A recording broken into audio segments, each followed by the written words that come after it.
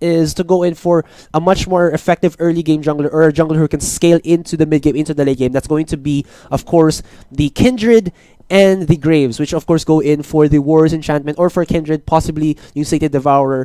So what this allows, again, usage one is sa top lane, is that hindi na siya kailangan mag-build ng kanyang jungle item, goes in for the initial item, and then gets a faster level onto the level 6 if she gets the solo XP on that top lane. Correcto, pero depende yan kasi JLC, John Lloyd Cruz, gender, love, and care. Kung ano man, Gender love. Kung ano man gusto mong meaning. Baka joy, love, and Joy, care. love, and care. Natama yan. Sobrang ganda ng pinapakita niyang performance. Actually, sobrang bilib ako sa Ramos nito, pare. Ni paring JLC. Kung nandyan ka man, kung narinig mo man ako.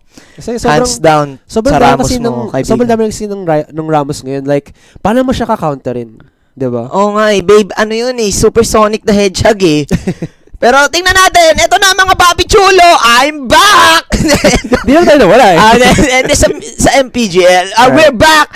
The Azurai and the Manjean combo, and nandito po kayo sa Mineski Pro Gaming League Season 8, Rise from the Rest! Yes, of course, if you guys are just tuning in, it's now Game 1 in this Best of 2 series between Imperium Pro Team and Wargods.LLP Pilipinas. So, for you guys also who are asking what is the format of this game itself, kung maka 2 wins ang either of these two teams, 3 points ang makukuha nila. So, basically, it's the same with the PGS format. Okay. Para hindi kayo malito. If 1-1, of course, 1 point apiece. And of course, if you lose 2 games, wala kang makukuha points. Okay, walang consolation prize. Walang ganun. Tingnan natin, galing sa mga batak na na mga tournament itong dalawang team na to. So, makaka-witness tayo ng sobrang action-packed na game. So, let's see kung ano ang kanilang ibibigay sa atin, mga papi chulo. Yes. Alright. Yan! So it looks like we have begun. So let's go into the Summoner's Rip! Alright, so welcome ladies and gentlemen. This is now Imperium Pro Team versus Wargods.LLP Pilipinas. In the blue side, in the top lane, it's going to be JLC with the Maokai. In the jungle, it's going to be Suez with the Kindred. In the mid lane, it's going to be Light with the Anevia. And in the bottom lane, Zuo, we have Haith for the Caitlyn, and his support will be Poisanity on the Karma. And for Wargods.LLP Pilipinas, it's going to be Burn as the Sejuani sa top lane. Si Duel bilang ang Graves na jungle, si Hayes bilang ang Lysandra mid, si Hai with the Lucian, and si Kush na si Nautilus na support. So let's see what's going to happen. Tingnan natin, nagkakitaan agad, nagkakabarilan, first kill. Oops, chanian lang. No skills. Easy lang. Yeah, no skills yet taken there by Burn. I think he could have actually got the Arctic Assault and possibly get a flash out of Haith, but then actually they had the ward here, so alam nila na walang backup nun si Haith. So I don't know why they didn't want to go in a bit aggressive onto that, but I guess Burn doesn't want to get the Arctic Assault to, you know, be a bit again aggressive onto Haith there. Yapi doggy, tamang chani lang, pero tingnan natin ano kayang ginagawa ni Haith dito, paring Azurai. Magi-invade ba sila? Pero hindi, mukhang nakakaramdam ang dalawang chika babies natin dito na si Poisanity and si Haith. Tingnan natin anong site, hindi nila kita kung nasan dito ang Wargods na Liga. Pero may cue dito si Poisanity. If he actually hits through the fog of war, malalaman niya na nandun yung members ng Wargods sa Liga. There's the hook. Actually connects on to Haith. Eto na si Haith naman ang hook, pero okay. Hindi, ano lang Asra, binibigyan lang nila tayo ng trailer kung anong magaganap na action mamaya. Oh, can I get the zero to the drop though? Naku, hoy, nice Q, pero hindi sapat ang Q ni Karma para ma-steal ang Gromp. So, it looks like it's going to be regular lanes here. Pinag-usapan natin kanina na kailangan to ni Burn para at least ma-maximize niya yung Sejuani in the top lane to get those really initial items, as well as the early level 6 para kapag maging impactful siya on this champion. And I think this is the first time na makita natin si Burn na mag-Sejuani, no? Kasi previous match, si Duel. Weekend, yeah, it was Duel. So, tingnan natin dito, medyo pinapauso ata ng Wargods sa Liga Pilipinas si Sejuani, mga kaibigan. Alright. So, we do see that the passive for the Kindred is actually here in the upper area. So, medyo na pag-iwanan siya ng panahon at nung simulan niya yung blue buff at nag-rotate na siya na ngayon sa red buff, hindi niya nakuha yung initial passive niya. Now, it's going to be a gank onto Haze though. It's going to be a gank into Haze. Nakapag-glacial path out si Haze dito, pero winu-wolfy siya dito, mga papi chulo. Tamang chani lang. walang flash burn na naganap sa mid. So, medyo easy. Tamang chill lang muna tayo. Rotate dito ang dalawang jungle sa top side ng kanilang mga jungles. Yeah. And I like this from Imperium Pro Team. Actually, they saw, I believe it was last pick nila was the Graves for Wargods.LLP side. So nakita na nila yung Lucian as well as yung Nautilus. So they had a thought na, okay, so whatever Wargods.LLP will pick, we can actually outpoke them because it's a Lucian ADC. So smart choice here by Imperium Pro Team was to go in for a Caitlyn, correct, and then boost up the poking as well as the mobility of that Caitlyn with the Karma. Tingnan mo yung poke na to. Ang daming damage. Almost gets the kill there onto high. Grabe, poke pa lang tapos na ang laban. Well, syempre, Karma, pwede niyang lagyan ng mga shield and pampabilisin yan si Maring Caitlyn. Yeah, stun there onto Hayes though, as Light will go in with a follow-up from the Frostbite and put a little bit of damage onto Hayes. Hayes there actually chugging on all of his potions para hindi siya makaback sa kanyang lane, or hindi siya kailangan mag-back sa lane niya. No ganks here in the top lane yet, as Burn is actually being out CS tier by JLC, but he hasn't lost his top lane yet, though JLC again has around an 8 CS gold lead. So, tingnan natin dito, JLC magbaback na ata, paring Asuray, narinig ka ata nito. So, yan, medyo makakahabol na ng onte si paring Burn sa CS dito habang ubos na ang kanyang corrupting potion. JLC going on to Suez there. So, mag-aagon dito si Duel. Scuttle control, gaming mga kaibigan, moves frenzy, pero nakapag-smoke dito. So, medyo nagkakaramdaman. Binibigyan lang tayo ng mga trailer kung anong magaganap mamaya sa mga epic clash na mangyayari. Yeah, I really want to see what Duel does here with that Graves jungler. Because nakita natin siya, he shows he's good with the Elise, that AP in the jungle. He's good with the Sejuani, that's the tank in the jungle. Now we'll see him on an AD in the jungle. So this guy, we'll see if he is, really versatile with how these champions are being played. But na-hook dito si Hate, mga kaibigan, pero nakapag-W dito si Poisanity. Nag-heal dito si Hate, pero nice exhaust, mga kaibigan, flash out para dito kay Hate at nabuhay siya dito, naubos ang kanilang mga summoner skills dito. Pero meron pa ata si Poisanity. I really like that coming in from Poi. Yeah, we did see that Hate was actually just running straight, flash and heal use, but doon nakita mo kung paano pinosisyon ni Poi yung kanyang skills. Tether onto Duel para walang extra damage pa na pag na-stun sila, hindi makaka-follow up ng damage yung Wargods.LLP, as well as yung kanyang inner flame, yung Q with the empowered from the R of the Karma, just slowing down the 3 members of Wargods.LLP because they were clumped up together too much. Yep, yun yung sinasabi natin, paring Asuray, the mobility coming in from Karma. Yung hero na yan talaga, sobrang hindi, akala mo mapapatay mo na, pero by the way, nagkaka-tsalian dito yung dalawang jungle. First blood goes to the Wolf, Suez, mga kaibigan, Kindred. O, ano ginagawa ni Duel doon? Naka-standby ba siya doon? I don't know. Well, fairly punished there by Suez. I think he was actually inside the brush for a couple of moments there, so didn't expect ni Duel yun. Didn't have the ward there, and well, Imperium Pro Team actually very proactive in how they're positioning their wards. Pink ward over here, and of course this very sneaky ward here. Wow. Of course, ano yan sometimes it does get lucky, 50-50 na hindi siya na-check out this early into the game, but High here might get caught out. Tether dito si High, mga kaibigan. Hadouken! Dito at Hadouken gaming mula kay Poisanity, pero hindi Teleport coming in from Burn. Para dito kay Kush. Pulado dito si Poisanity, pero yes, eto na si Burn. Eto na, mga kaibigan. Sejuani, mga kaibigan.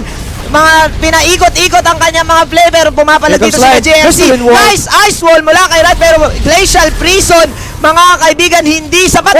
Stand dito si High. Tingnan natin, na-SSN na naman dito si Light, pero mukhang wala mapapatay. Pero hindi, papalag pa sila. Glacial Pat. Eto na si Lisandra. Elsa, mga kaibigan, Frozen Tomb, let it go. So bawing-bawi, 2-2 ang score. Grabe ang pinapakitang aksyon ng dalawang team na ito. So I'm checking out right now kung magkano nakuha na gold ng mga players na ito. Oh, it looks like Hate wants to go in and go for the bait. Gusto niya pa. Okay, there you easy go. Lang. Hate with the bait. Not gonna be even to rotate, whatever that means. Hate Alright. with the bait, but she has the Nate. Innate power to not get caught. Ayun. The third skill Nate. Yeah. Neither Carl Burn hit over the wall. Oh, but yeah. again, so if we check out, never mind, goes Teka for the lang, flash. parang Asuray, Go na-hook for it. dito si Hate, pero na-exhaust dito si Flash Hate. in. Flash in, Nice pero shield. nice shield mula dito. Sampal. At kinulang ng Oh, no. ang angkla, pero Flash hit, nice. last hit. Pero good The try heal. ata, pero nice heal mula kay Hate. Attacks. Isang hit na lang siya, pero si Poisanity, 2 hits pa dito. Tingnan natin, grabing galawan dito ng Wargods, La Liga Pilipinas. Hindi natin ni-expect yung mga only hook dito ni Kush.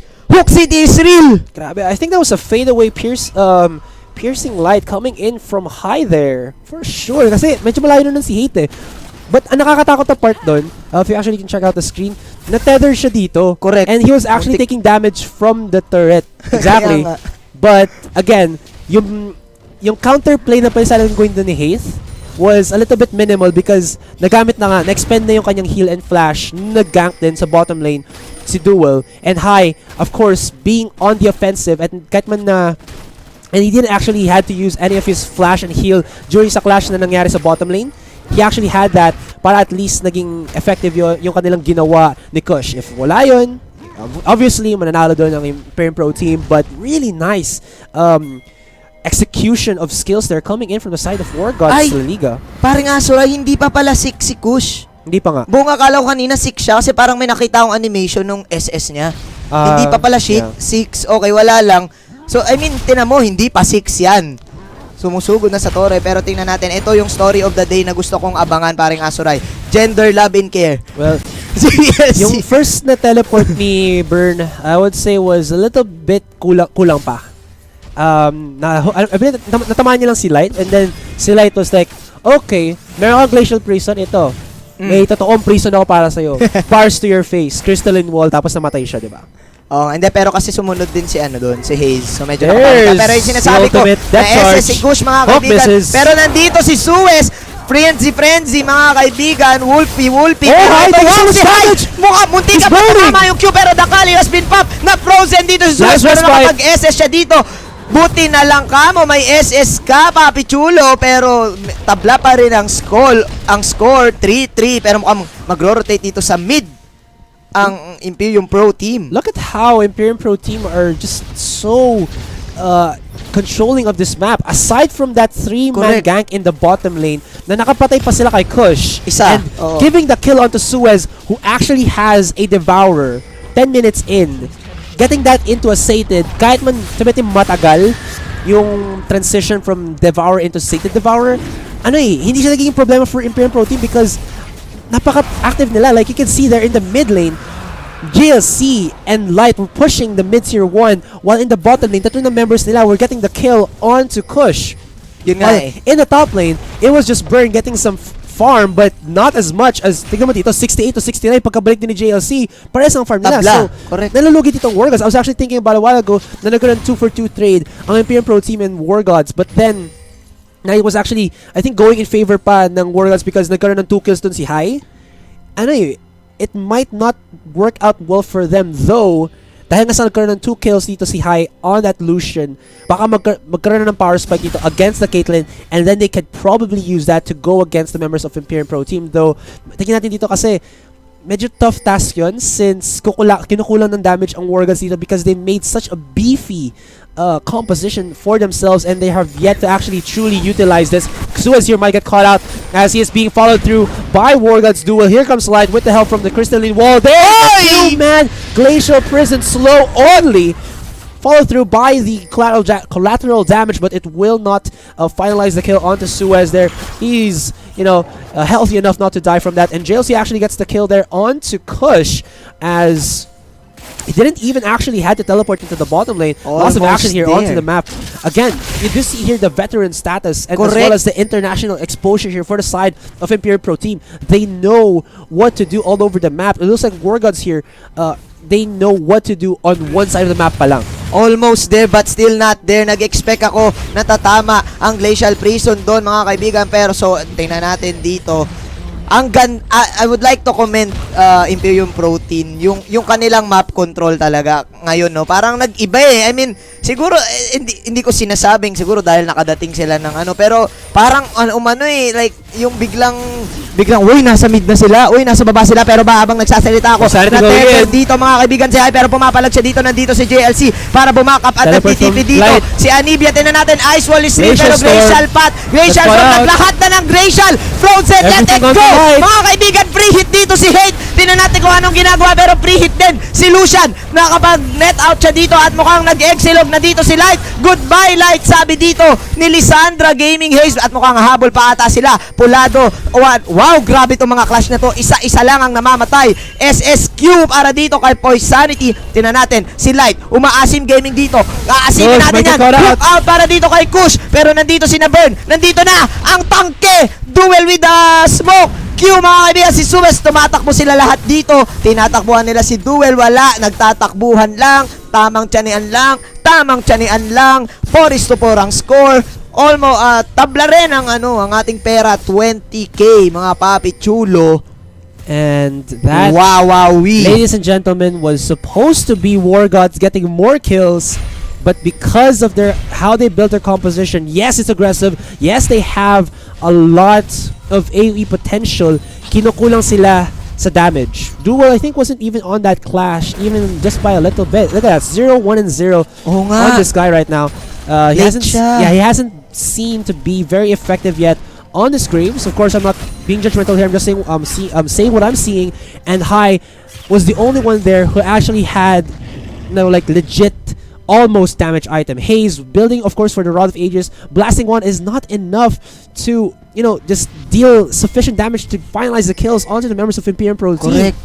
Kasi sobrang aggressive nila. They were sandwiched between bot tier 1 and bot tier 2. If Imperium Pro team, or rather if Wargods had more damage, Imperium Pro team would have actually been in a world of hurt there. Now JLC might get caught out here as Duel dashes in. Mahuli dito mga kaibigan si Haze. Pinuli dito si Suez. Napakagandang SS. Mula kay Haze, nag-SS dito si Light para mas slow lahat. JLC pero gusto nila si JLC. John Lloyd Cruz, saan ka pupunta? Wow, chaching para dito kay Duel. Narinig ka ata, paring Asuray. Oy, Asuray, di pala ako napapansin ha. Ngayon, papapansin ako sa'yo ngayon. Thank you for that one, Duel. Oh, yan. Alright, so with that, Wargods actually got benefited from that. Oh, in the bottom lane though. Pero tinan natin dito, nag-Matrix Evolution, the Calling, Flash in Calling mga kaibigan, pero tinan natin sa mid lane. Alright, so I like this coming in from Wargods La Liga. Okay. Nice ice wall mula dito kay Light mga kaibigan, tumatakbo na si Duel. Dash over the wall gaming, tamang-tama ang pagkasabi. Of course, no chase potential there for Light unless he could get a Flash Frost stun from over the wall, tapos nandun pa rin si Duel. So back again to what Wargods La Liga's composition now is looking like. Pag nakakuha sila ng picks, they can actually bully out the members of Imperium Pro Team because Imperium Pro Team cannot fight a clash without JLC. Correct. Because there is no real tank in their composition. Duel might get caught out. Lamb, or rather Suez, still has his ultimate. And whoa, sorry about that, guys. They'll get the kill there onto the Graves, and Burn is just following through. There's the dancing arrows and double kill for Suez in the top lane. And that's just going to be even more kills for the already fed Kindred. Look at the stacks. How many? 20 already. Onti na lang. Sated Devourer na siya. 4-1 si Kindred, mga papi chulo. Kaya pala yan yung unang tinarget kanina ni Haze. Yes. Naku, Delix. Pero tingnan natin dito, in terms of CS, lamang dito si paring Graves. So medyo, kung titingnan natin yung dalawang jungle, magkaiba sila ng playstylers, baneters. Yes. Tingnan natin. Ano na bang item ng mga ADR? Essence Reaver there being completed by Hai. As for the bottom lane for Hate, Kulang pa si Hate. Berserker Greaves, BF Sword, and Pickaxe. So this at least allows him to get damage, counter damage done, and mobility as well as auto attack, which is sorely needed by a Caitlyn. Kahit man meron siyang Poisanity na support here, of course, you would really welcome the addition of extra mobility, as Wargods La Liga here are first to get this dragon for themselves. That's going to be the second dragon of the game, but first for them, so hooray. But while that is happening in the top lane, Suez and JLC are going to start getting this top tier 2, putting a lot of damage actually onto it. No teleport there coming in from either one of the teleporters here from the side of Wargods, and that dragon, I don't think it's going to be worth, as that's a lot of map pressure as well as gold being given for Imperium Pro team. 3,000 ahead of the side against Wargods. So in terms of map control, mga papi chulo, pwede na nilang haras-harasin tong yung haras-harasin ng Imperium Pro Team Blue ang Wargods. At ito pa, kukunin pa nila ang mini Baron Geisler, mga kaibigan. San punta? Tara na! Suntukan sa Rip Herald. Ang Rip Herald, the mini Baron Geisler, bibigay nila dito kay Hate. At mukhang pumunta na ba sila? Nimid na ba nila to? Pero basag dito ang baba. So nakabasag ng baba ang Wargods sa Liga Pilipinas. So let's check out the items there for the side of each two teams. Wala pang Sated Devourer here si Suez, but I'm pretty sure it's pretty close. 28 na siya, dalawang camps na lang. And he's gonna get his spike really soon. What is his next item? I think it's going to be the Rapid Fire Cannon, which is of course a favorite for Kindred junglers out there. Or actually Ruden's Hurricane. Okay, so he's gonna want to maximize the passive damage as well as that Sated Devourer damage. So very good there for Suez. As for the mid lane, Light actually opting to go in for a Themes Unholy Grail. Granted na actually malaki din dito ang magic damage na meron ang side ng Wargods na Liga. I mean, Burn there, of course, with the Glacial Flail of the Northern Winds does deal magic damage as well as everything, including of course the ultimate, the Glacial Prison. Haze, of course, with the Lissandra. Kush being on that Nautilus. So it's only high as well as dual with the 80 damage, and the Roa would possibly mitigate that for Light in the mid lane. Now we do see here that Suez actually going in onto Burn, but he might get caught out here. Lots of vision there for the side of Wargods Liga in the red side jungle of Imperium Pro Team. Again, kahit masabihin natin na ang side ng Imperium Pro Team here has a lot of poke, Wargods Liga, they thrive in the chaos. They thrive in kung saan man masikip na pwedeng i-clash ang clash ang side ng Imperium Pro Team here because napakadami nilang AoE dito. Correct. Pag nakakuha ng Glacial Prison si Burn, sa isang, sa jungle, he can actually might get 2, 3, even 5 people. That's followed up by Ring of Frost coming in from Haze, and then free hit for Duel as well as High, and Duel, of course, being on a Graves, end of the line, collateral damage and buckshot auto attacks. They're all AoE. This will all add up for the side of Wargods Liga. I mean, it was a 3,000 gold lead, actually still right now, but it's not going to be mattering anymore right now because meron naman damage ngayon ang members ng Wargods Liga. Teka lang, parang Asurai mukhang magkakaroon na ng clash dito na tether dito si Kush, pero tingnan natin si Duel dito na ice wall siya dito, tumatakbo na ang Wargods dito, calling back away gaming para kay High, kaso nahuli dito si Haze. Tingnan natin kung anong gagawin nila dito at nandito na si Burn, kaso ang layo niya dito mga kaibigan. Saan pupunta ang kabayo? Karera ng kabayo, the wolf and the kabayo naglaban at nag-SS dito si Lissandra kay JLC, pero hindi sapat, ginawa na nila lahat. Naku po mga kaibigan, 7-6 ang score, 35,000, almost 2k gold lead para dito sa Imperium Pro Team. Na hiwa-hiwalay sila doon, parang Asurai. Kagaya nga ng sinabi mo, mas gusto nila yung dikit-dikit gaming out of position for Wargods. Si Burn doon, di ba? Pero yun ang sabihin natin din, JLC, alam na natin na flank lord si JLC. Alam ba yun ng Wargods? Kasi you saw there that Wargods did not, they want to re-engage. Teka lang, pumasok dito si Haze mga kaibigan, mag-isa. Nakipag 1-on-1 sa 5. Glacial Path in W, pero tumatakbo ang kabayo dito. Sejuani gusto bumawi. Actually, pare, Oso. Oso, oo nga. Mukhang kabayo na pinalaki, pare. Pero ito na. Wala. Wala siyang ultimate. May ultimate naman. Sure, may ultimate siya, hindi niya nagamit. JLC going again on to High. JLC going. Hinahabol niya dito. Si Lotion, mga kaibigan, Persing Light Gaming. Nako, pero mukhang goodbye. Icicle Pop para dito at na-stun pa dito si Burn, mga kaibigan, pero nakapag-flash out siya. Tingnan natin, naghahabol na dito si Kindred Suez, napabilis sila lahat dito at mukhang mag-hook out. SS boom balaga, walang mamamatay with, grabe, Imperium Pro Team proving that they deserve the spot on GPL. Yeah, for sure.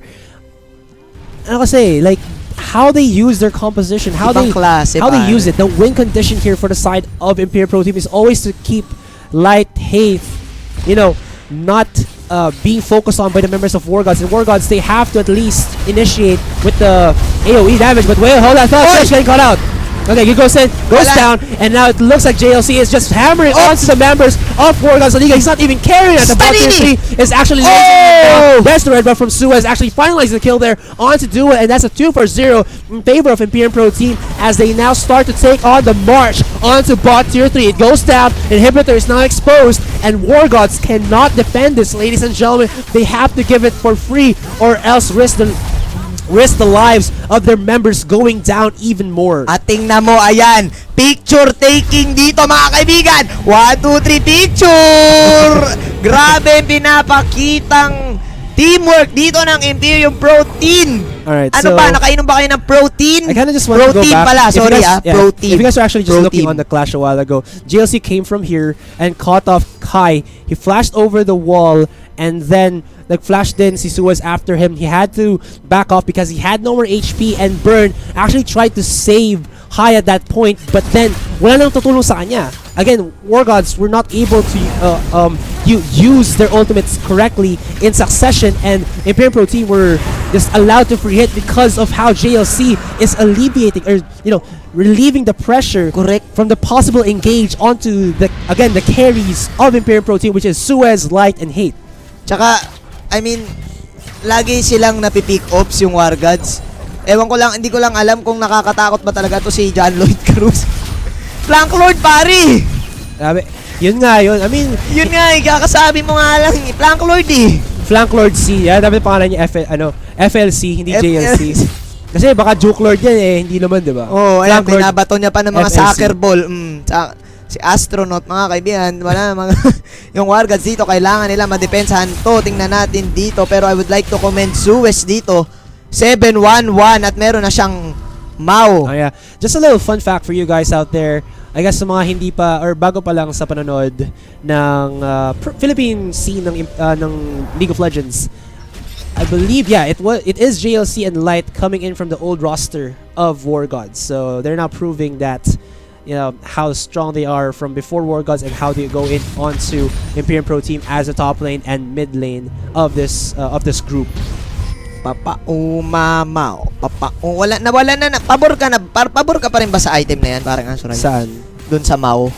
Mouth Mortius? Oo, kasi nawalan ng ng attack speed. Yappy Doggy. Yeah, pero ang damage isa sa mga damage kasi yun ng Wargods is of course, magic damage, and because of the attack speed items na kinuha dito ni Suez, parang sabihin natin okay pa rin. Bawi pa rin siya. Kasi may Runo once eh. Yeah, and then actually kahit man, hindi yun kasi yung premise dito ni Kindred.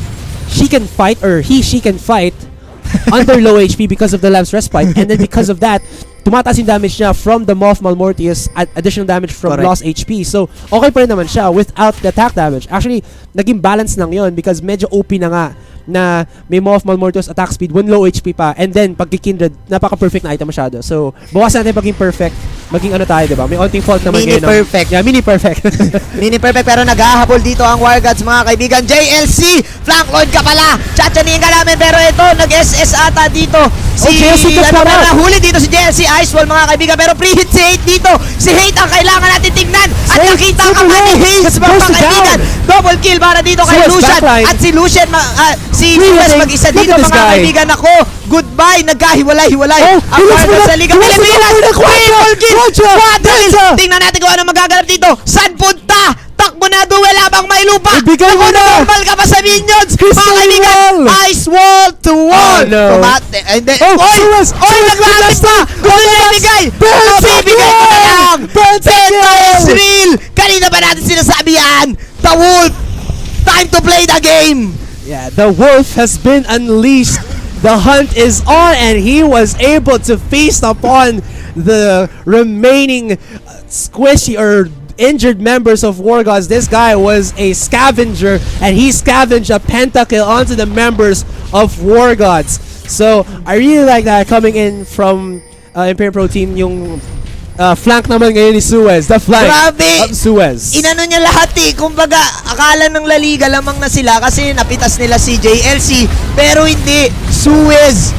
Alright, so JLC right now going frontline for his team. Actually super tanky. He doesn't even care that 4 members of Wargods are actually focusing him. He still has his vengeful maelstrom. He pops it. He gets the kill. Passway was left. And it's now only duel alive. Double kill for Suez. Might he go for the triple? He goes in and is going to be finalized by JLC and ladies and gentlemen, it shall be Imperium Pro Team, your winners for Game 1 in this Best of 2 series against Wargods, La Liga Pilipinas. Suez Ramirez, mga kaibigan. Yeah, alright. So, Sinabi nga can we ng, actually move this here? sinabi nga Asuray ng Yeah.